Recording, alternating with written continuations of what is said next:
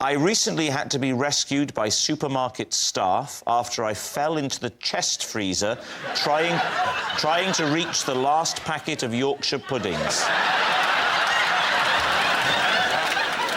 So you've fallen in. Yes. Talk us through the next bit. But imagine, right? Imagine that this is the freezer, OK? Yeah. Right. So I'm here, and I'm looking around. There's nobody, so I just... Ah, yes. Oh, OK. I'm going like that, and I'm going like that, and I'm going, and I'm going... and I'm in. And I'm like that. And I've hit my hand on the kind of sharp inner edge. Right. And I went, and first of all I went, ah, and people So kind you of... just stay lying down? Well, I was shocked, Lee. and as I looked, my little head peeped up over the top, and some Welsh people, because it was Cardiff, came over and said, "Are you all right?" So, and they kind of, you know, I could have got out, but they sort of helped me up, and, you know, I think they were worried I was going to make a claim. Were you tempted to stay in there until someone came to get something? So you go, ah! So what do you think? The bit of the story I don't think is true is the bit when he started talking. Up until the point when he just stopped talking then. It's the fact that he sort of went, "Ooh, look at my hand, I can't get up, I'm rock Brydon." Well, that's not strictly what I said. I said I looked at my hand with shock, and then somebody ran over straight away. Yeah, I don't think it would take that long for attention to be... There would have been a sort of kind of noise, and people would have looked around and noticed that the small man who'd previously been there had somehow disappeared. And they'd naturally have wondered where he may have gone to. I think it's true. Because, Yeah, I think it's true. Because it's quite a humiliating story, and I don't see why you'd tell it unless it was true. The format of the show.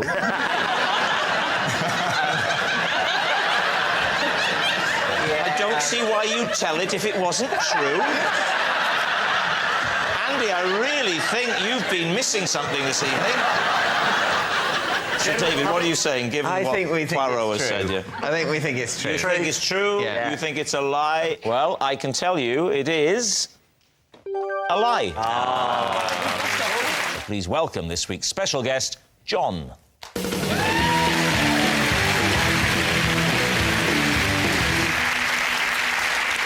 Right, Miles, first of all, what is John to you? John and I were paid to fight together in a supermarket, dressed as gladiators. Kate, how do you know John? This is John, and when I was in Africa, he and I dressed up in a pantomime giraffe costume in order to get close-up shots of giraffes in the wild. Lee, what is your relationship with John? This is John. Despite being total strangers, we were once forced to share a bed when we were double-booked into the same hotel room.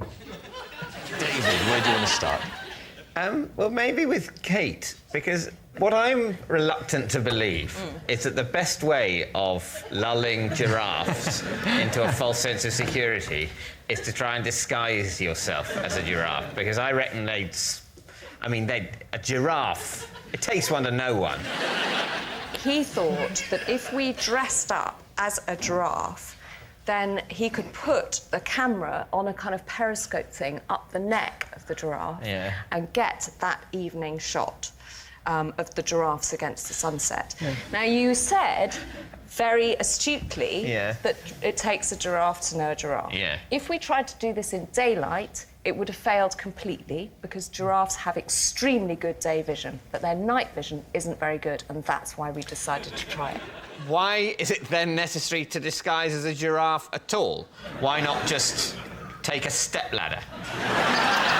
They are are not completely blind. They're just not necessarily going to worry too much about whether you're made out of polyester or real fur.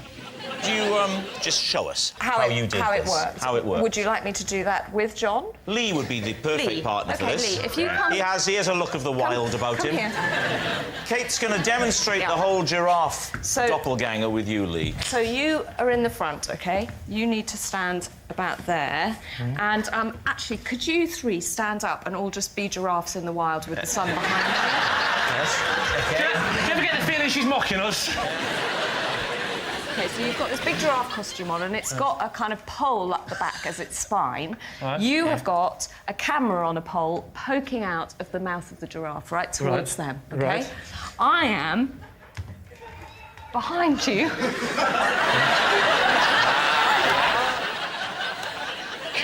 Kate, at what point do you say action? I've got the laptop here. Right. So I'm checking the focus and saying to John, OK, you're nicely framed up. That's looking lovely. There was a By the way, stand. I'm a meerkat. Excellent. You're doing a very good job. No. All right, well, I think that's Is made that- it a lot So there clearer. we Let's are. say a big thank you to our giraffes. But most of all, a big round of applause for our meerkat.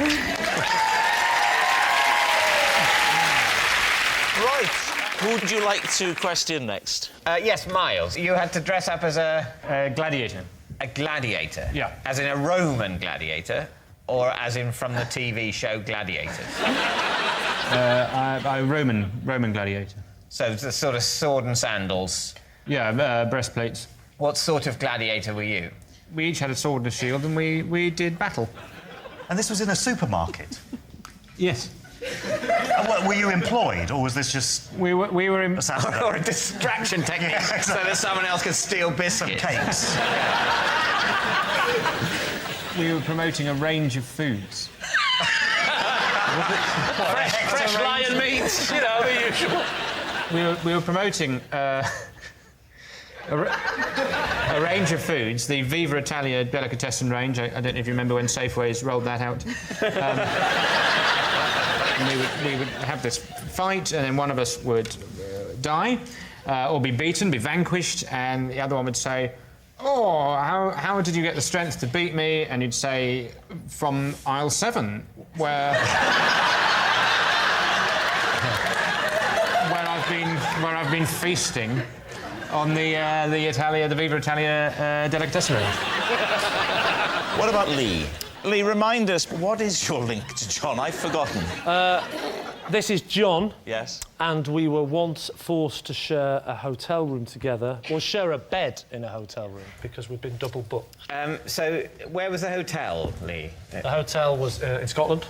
Okay, do you want to be more specific than that? OK. It was right in Scotland. Okay. Be more specific? More specific? Yeah. I was at Aliskye. Okay. Oh yeah, fine. I believe you. What were you doing?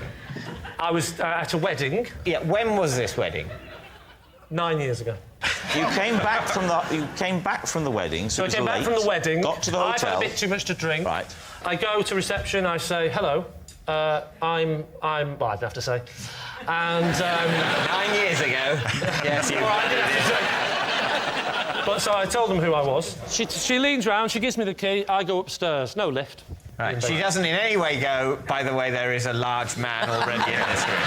No, obviously she wasn't aware of the mix-up. Otherwise she would have stopped me, wouldn't she? She didn't. As I walked off, she didn't go. What? Nothing. You'll see. So what happened? You were given the key by reception and Yes. then opened the door and he was in there? Correct. At which point you said... I was a bit drunk, so I just assumed that there'd been a mix-up, wrong key. I was in the wrong room, so I just went, "Oh, sorry." And he went, and I sort of, I can't remember He exactly. said what? He went, "Oh, sorry." You don't mock him. Wait till he opens his mouth in a minute. And Rob says, "Come on, who are you?" And he goes, And you go back down down to reception to sort of say... I said, you've given me the wrong key. Yeah. Then she said, sorry, there's been a mix-up. Been a mix-up, and she said... You're going to have to go back in there. I was in the right room, he was in the wrong room, but he checked in earlier on, so it wasn't her mistake, it was a mistake early on by somebody else. Why didn't you investigate the possibility of sharing with the person in the other room? Oh, yeah. What I did was I went round all the rooms.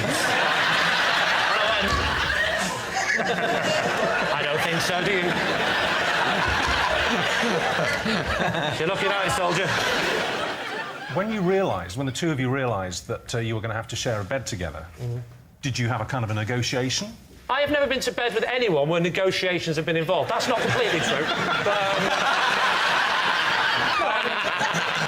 No, what I mean is, did you say, for example, I like to sleep on this side of the bed? I'm happiest on the right-hand side?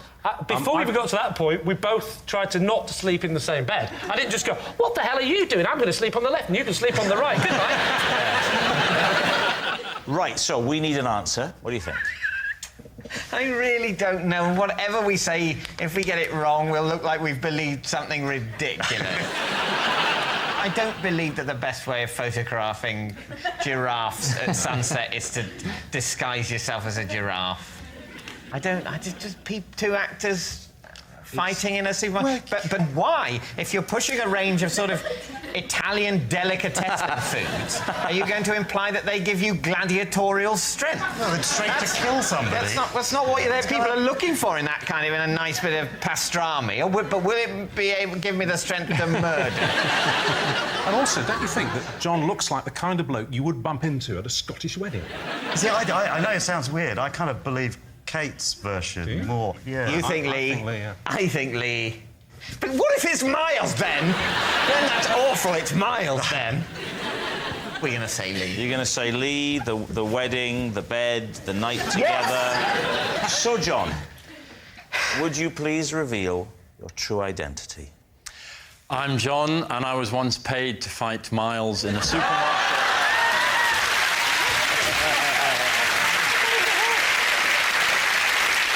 Yeah, John and Miles were paid to fight each other in a supermarket while dressed as gladiators. It's a horrible, stupid game.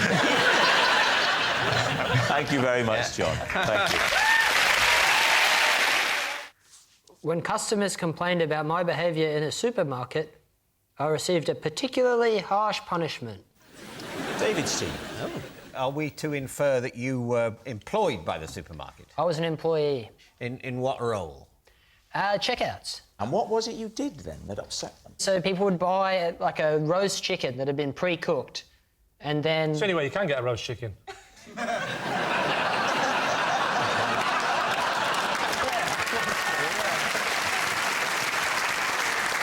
And it'd be in sort of a bag, right. But when I would bag it, I'd put it in the bag and then I'd kind of give that a flick, a little, like kind of a flourish before I'd put it down. Yeah. I was swinging the chickens. Customers were complaining. Sorry, so you're at the checkout.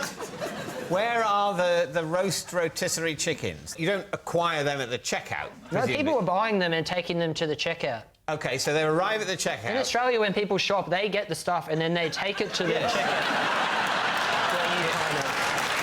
You scan it and then I've read about supermarkets, I know all that. It's your job on checkout to double bag the chickens. Yeah.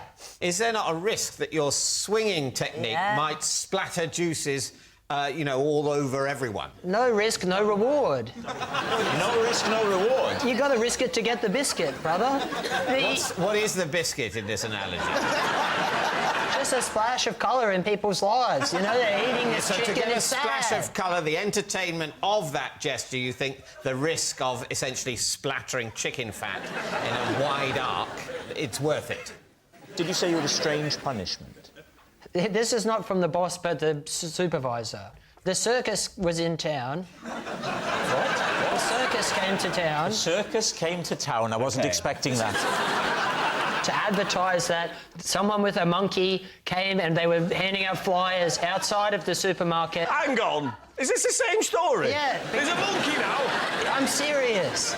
Come on. OK, Sam, go on. So everyone else was taking their break. They were going out to look at the monkey and to admire it. And because I'd been up to all this stuff with it, I was not allowed to go on my break to look at the monkey and never got to witness it. I wanted to go out to everyone else, and my friend came back and he goes, you wouldn't have wanted to see it. It was covered in scabs.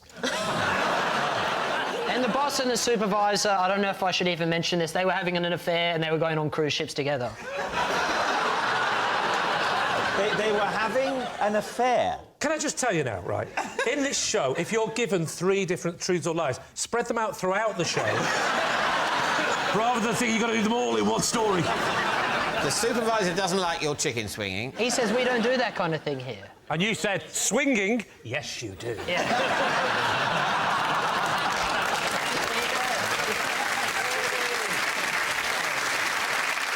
Right, it's time to go for your guess, then. Can we pass just this one? We're leading on Mastermind. You can pass, can you? You don't have them sort of going, no, guess! Guess who was the Emperor of China in the 4th century? It's down to you, Well, boss. that's... It's down to you. I'm going true. You're saying? All right. They think it's true, Sam. Was it true or was it a lie? It was, true. I am addicted to rescuing loose trolleys at my local supermarket. Greg's team. Supermarkets and trolleys, what do you think? How often do you do this, Phil? When I go shopping. In my experience at a lot of the supermarkets I've been to, there is a person who often deals with... Yeah, that's Phil. Yeah, I'm just wondering, has there ever been any tension between you and the trolley person at your supermarket? If the trolley person appears, I hide behind a car. If you go past a canal and you see a trolley that's been chucked in, as is often the case in canals, will you attempt to retrieve that? I may now, I don't know. It depends how old it is. The thing is, the fear would be that an old trolley in a canal will not properly tessellate with a new trolley in a Waitrose. Depends when the trolley's been thrown in the canal. Of course, it could have been recently thrown in, but you can't tell really until you've got it out. And then if you try and make it, mate. What if it's a Safeway trolley? The Safeway now no longer in business. But yeah, but they thought that about Labradors and Poodles, didn't they? And somebody managed it. But can you imagine the psychological... Are you saying there's going to be a Safeway Tros?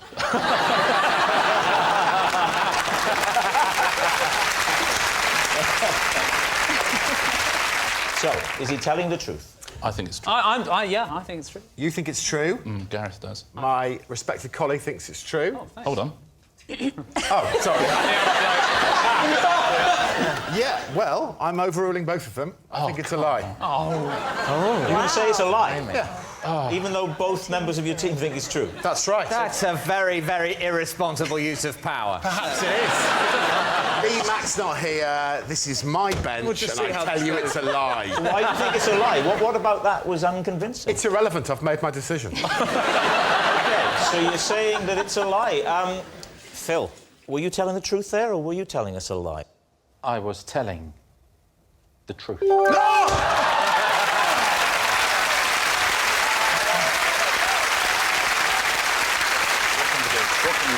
you what, Greg, this captaincy lark isn't as easy as it looks, is it? Please welcome this week's special guest, Justin.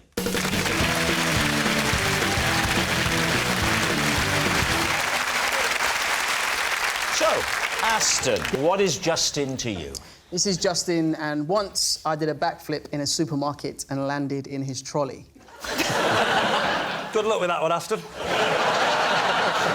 Olivia, how do you know Justin? This is Justin. He is my neighbour, and he has had a parcel in my hall for the last 7 months. And he's here tonight because I want him to take it home. And finally, David, what is your relationship with Justin? This is Justin. He tried to recruit me to his underground ping-pong club after being wowed by my skills with the bat. So, please, team, where to begin? OK, so we know you can do the backflip, Aston. I've seen that in action, so that's true. However, there's a little bit of the story I'm doubting. OK. You flipped and you landed in his shopping trolley. Yeah.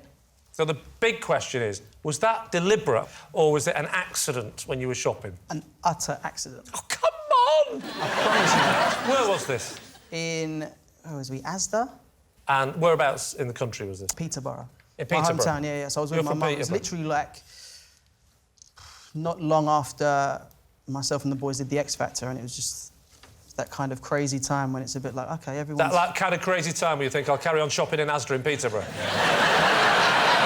Why would you be doing backflips just casually in a supermarket? I mean, that's the bizarre bit, isn't it? Basically, some guy and his daughter just, oh, would you do it? Would you do it? Oh, she's a big fan. And I was just like, I mean, I'm in a supermarket. Were you on your own? Oh, no, I was with my mum. To my knowledge, there are two parts of a backflip. The second part is doing the backflip. The first part is having a quick look behind you to check there isn't a trolley or something like that there. Exactly. That's not part of the backflip, is it? You can't say there's two parts of a backflip. The second part is doing the backflip. You could say that about anything. There's two parts of writing a symphony. The second part is writing a symphony. The first part is the day before you write a symphony. It's hard to believe that an experienced backflipper wouldn't at some point have learnt to just have a quick... It's actually on YouTube. It's on YouTube? You can check it. I can check it? Yeah. Well, then stay there. this is one of the easiest rounds we've ever had. I'm just checking it now, Aston. We'll use that for proof later. It would slightly be not in the spirit of the game, Lee, to... But also, it's not going to work on my hand, is it? That's not You see? Better actor than you thought, Rob.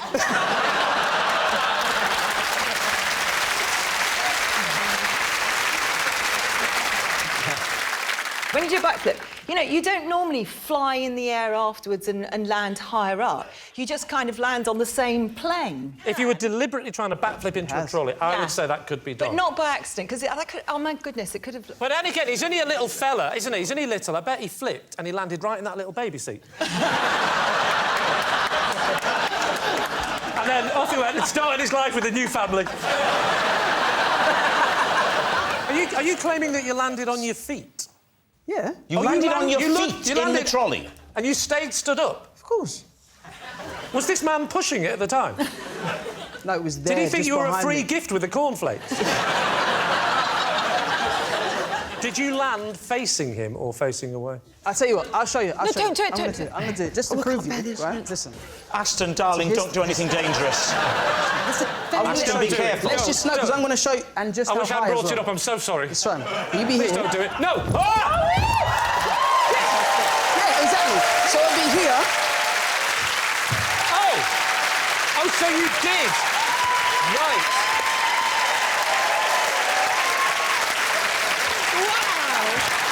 I'm sorry, I take back everything I've said.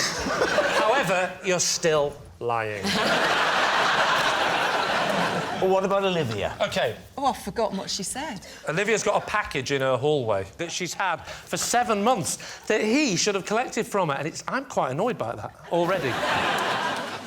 When you say neighbour, you mean actual neighbour or Not communal... my immediate neighbour on either side, but he's 3 down the road. OK, and so he wasn't in and the package came to you with a little card or whatever posted to him to say where it was. Have you still got it? Yeah. Oh, well, it's here in my dressing room. Why has it been 7 months? I don't know. I know he's a wildlife photographer, so he probably travels a lot. And when I've taken it to him, he hasn't been there, so I've left a note. It's still here. And then he's missed me and left a note going, I came, but it wasn't there. And in the whole 7 months, has he ever left a note to say, sorry, tried to catch... Oh, yes, 3. What did the note say? Sorry. That was it? Sorry about the package. I did try, but you weren't in. The question is this. What is in that package? I haven't opened it, but it's an irritating shape because you can't get the pushchair through the door hole. You have to fold down the pushchair to get past it. What? How so big it's is long it? and thin, and I think it might be, I don't know, a blind or a, curtain rail. What's the girth?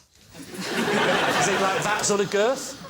There's a lot of packaging around it. So he can't get through his letterbox. You haven't Oh, no. So you have to... That's the whole point. Well, that's been so irritating. We have to ring the doorbell. He's not there. OK. And she said it's really irritating. She sort of looked at him apologetically as if to say, I didn't mean to call you here on telly to say you're an irritating neighbour. But she is a professional actress. I know. So, I mean, she could just be lying. That's very good, though. So you've brought it in tonight. You've brought it in.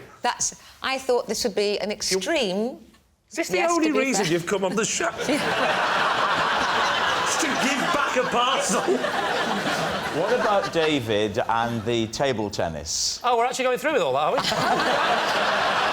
David, remind us of your supposition. He tried to recruit me for his underground ping-pong club because he was impressed by my skills with the bat. Can I just check, when you say underground, do you mean underground literally, it's underground, or do you mean it's a bit devious? I don't think there was any illegality, but it was, to a certain extent, subterranean. It was in a sort of basement. In his basement? No, in the basement of an advertising agency. Are you good at table tennis? I'm a bit good at table tennis. Not very good, but I I'm want to get better to the than you'd expect me to be. And how did this man see you play table tennis? Well, I played it there at the basement. How do you know him? He's a friend. I know him in my life. He works in the media. To be absolutely clear what you're saying, apart from me and Rob, you have another friend.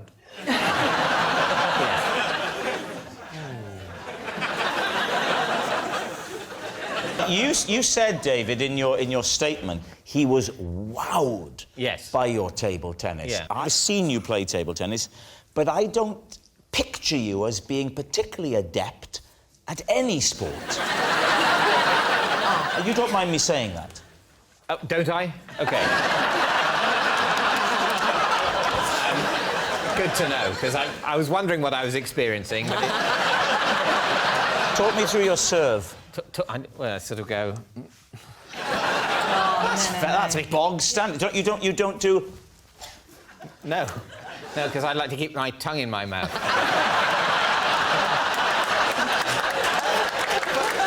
Right, ready? Ready? OK. I played it to your forehand, you idiot. Well, I couldn't see the ball's invisible. Because you're not an actor of sufficient imagination, are you? If you were a better actor, Rob, you'd know which side that you serve. Do you want me to serve to you, David? What, don't stop playing with him? No. It's all right, we can get it over.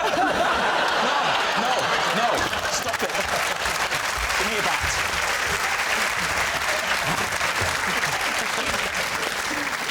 So there you were, playing table tennis in this underground car park, and what you did wowed him enough to say, please join our team. No, well, firstly, he'd invited me to see the club. Yeah. So I hadn't just turned up and he saw me across a crowded underground thing. I'm not suggesting romance was involved. Yeah. Seeing people across a crowded area doesn't mean there's romance involved. Typically, the expression, I saw him or her cross a crowded room infers romance. It implies.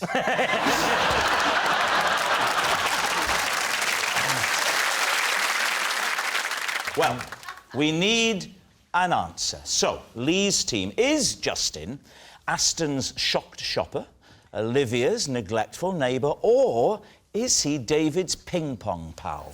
I think anyone that's prepared to stand there that long while all this is going on is a wildlife photographer. Or one of the others, and he's been told to stand there for that. If what you're saying there is true, Michaela, then we've had a wildlife photographer on every single episode. Do you know what he doesn't look like? A man who shops at Aston. He has got Waitrose written all over his face, hasn't he? I think Olivia's story is very believable. The apologetic look when she described him as an irritant is either the greatest piece of acting of my generation or a typically British response of, I've got my neighbour on telly and told the whole country how annoying he is. I'm torn, but I'll go with Olivia then. You think it's Olivia? Right. Justin, would you please reveal your true identity? I'm Justin, and I tried to recruit David for my underground ping-pong club.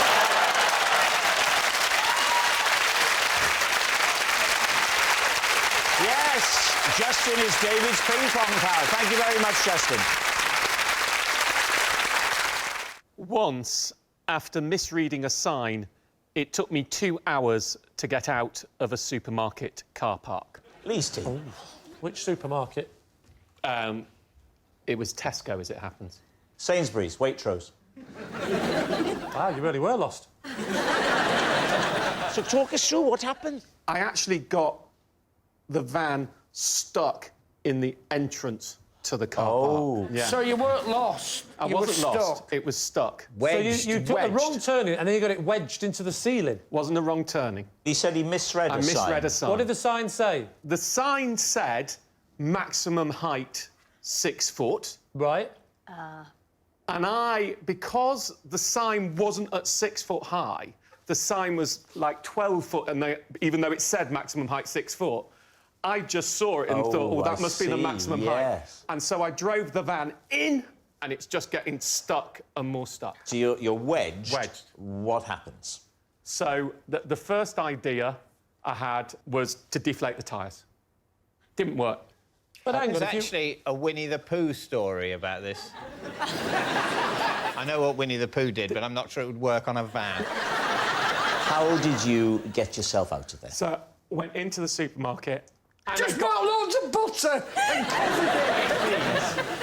baked beans. Baked beans. No, you. I got them to get a forklift truck and bring out loads of crates of baked beans. Yeah. And fart it out. Put that in the back of the van. Got loads of the guys who work there as well to stand in the back of the van to weight it down and reversed it out. This might end up on the theory test. How many baked beans does it take to reverse? Here's a question.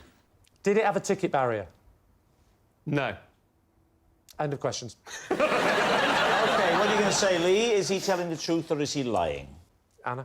I think Martin was doing a very sophisticated bluff, so I'm going to say true. I don't believe you. You think it's a lie? I think it's a lie. All right, we'll go with that. Lie. Lee, truth and lie. I'll say true. You're going to say you think it's true? I think it's true. Martin, was it true or was it a lie? It's true.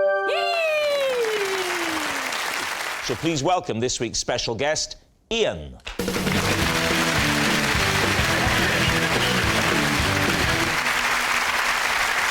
So, Carol, what is Ian to you?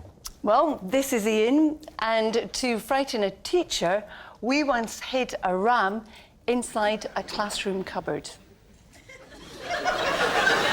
Lee, how do you know Ian?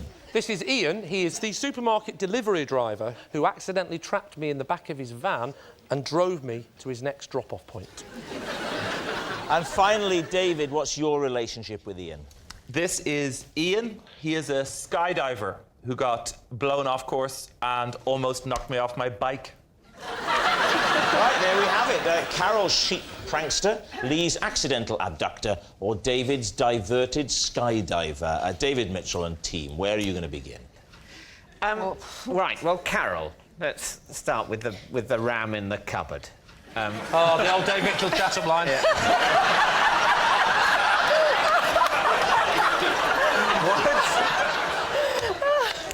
Why did you put a ram in a cupboard?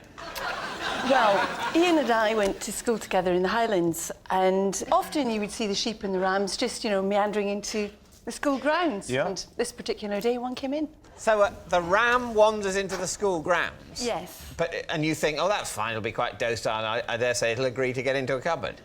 Well, what happened was the teacher was late. He was quite often late, and we were in a wee porta cabin out the back. Are you saying of the teacher was a drinker?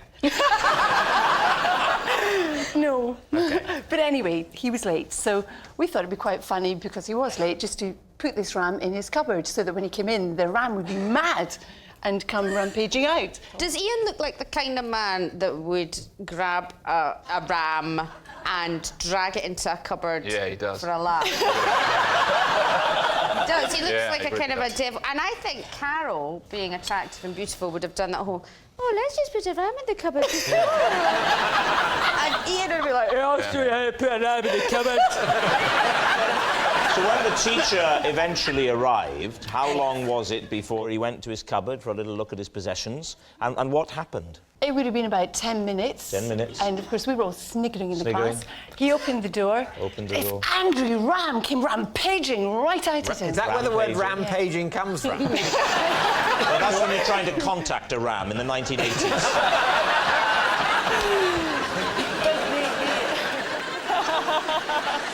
Who would you like to quiz next?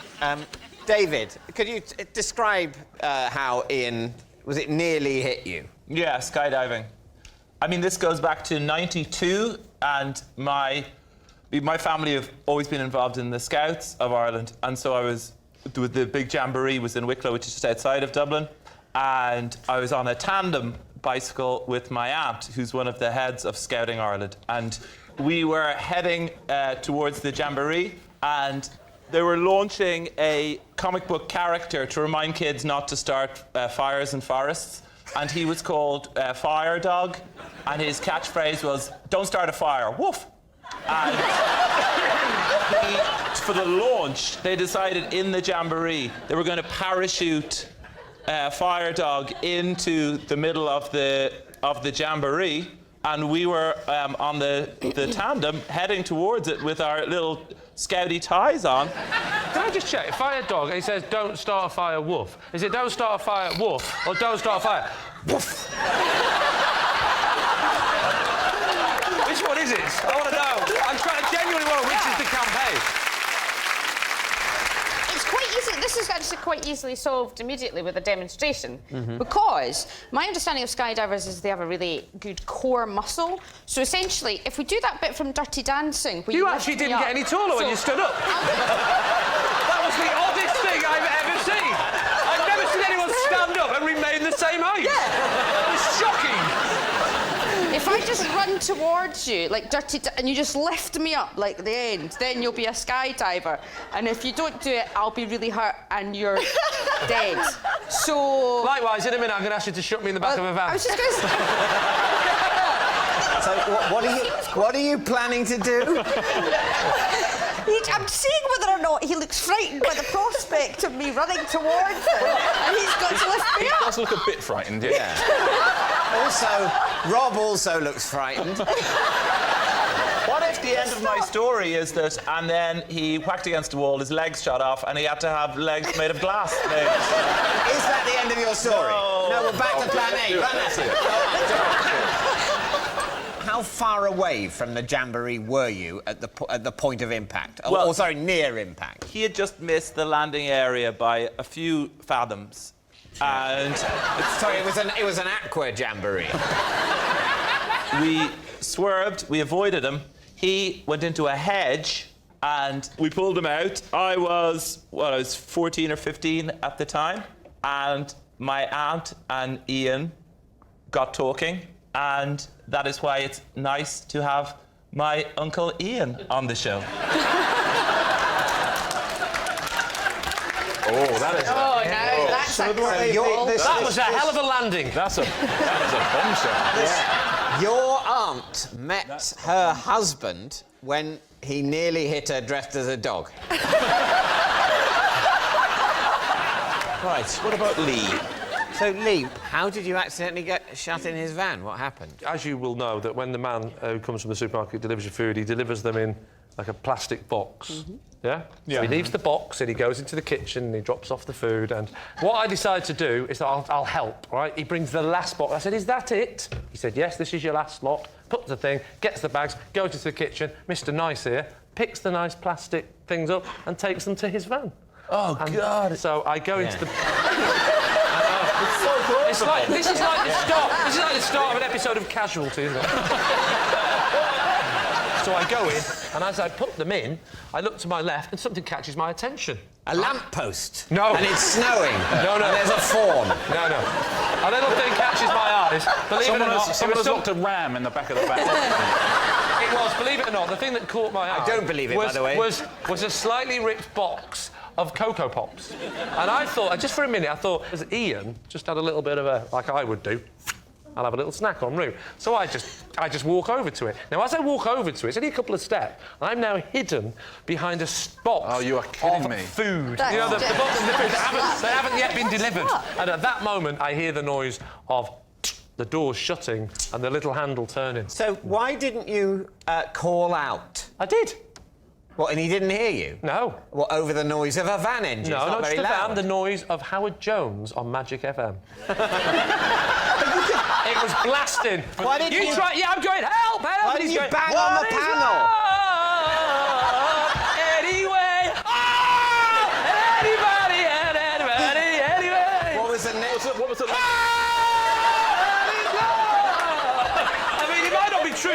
was dramatic.